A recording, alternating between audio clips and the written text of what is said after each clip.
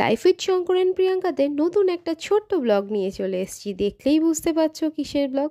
Maggi noodles প্রত্যেকটা বাচ্চা ভালোবাসে।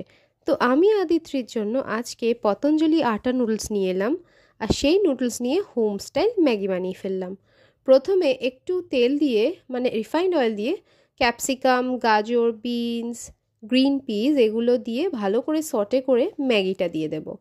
ভালো করে নাড়াচাড়া করব যাতে না পরে স্টিকি হয়ে যায়, কারণ একটু যদি না নাড়াচাড়া করে নেন তাহলে কিন্তু স্টিকি হয়ে যাবে, আর যেটা মোটেই ভালো লাগবে না। আর আদিত্রি বয়েলড নুডলস আর খেতে চাইছে না, সেই জন্যই এই ব্যবস্থা।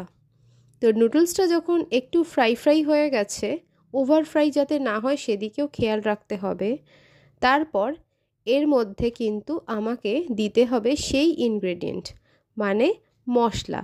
মশলা আপনি চাইলে হোমমেড দিতে পারেন, জিরে, ধনে গুঁড়ো, গোলমরিচ গুঁড়ো। তো পতঞ্জলির এটা নো গার্লিক নো অনিয়ন মশলা, তো সেটাই আমি এর মধ্যে দিয়ে আর একটু ভালো করে নাড়াচাড়া করে নেব। মশলাটা দেখে নিতে হবে ঝাল কিনা। এটা দেশি মশলা, তো আমি একটা ইউজ করছি 1:3, মানে একটা মশলা আমি 3টে ম্যাগি প্যাকেটে ইউজ করলাম, কারণ বেশি স্পাইসি হয়ে গেলে আদিত্রি আবার খাবে না। তো মশলাটা দেওয়ার পর একটু ভালো করে সটে করে নিতে হবে, ফ্রাই নয় কিন্তু, জাস্ট নাড়াচাড়া যাতে মশলাটা একটু কুক হয়ে যায়। ভেজিটেবলসও দেখতে পাচ্ছেন পুরো কালার মেনটেন্ড, কারণ আমি অল্পই সল্ট ইউজ করেছি। আর এরপরে আমার 3 কাপস অফ ওয়াটার লেগেছে।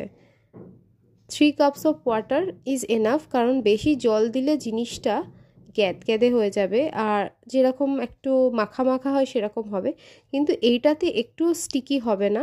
আপনি এন্ড রেজাল্টটা দেখতেই পারবেন।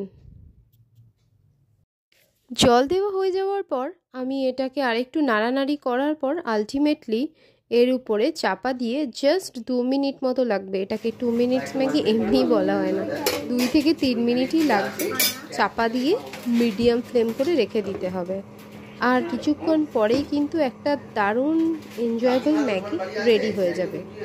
ম্যাগিটা দেখলেই বুঝতে পারবেন কতটা টেস্টি, আর এটা হেলদিও, কারণ এতে আমি বেশি অয়েল ইউজ করিনি। দেখতেই পাচ্ছেন কি সুন্দর নন স্টিকি হয়েছে। তো এনজয়, পুরো ভিডিওটা দেখুন আর সাবস্ক্রাইব করুন।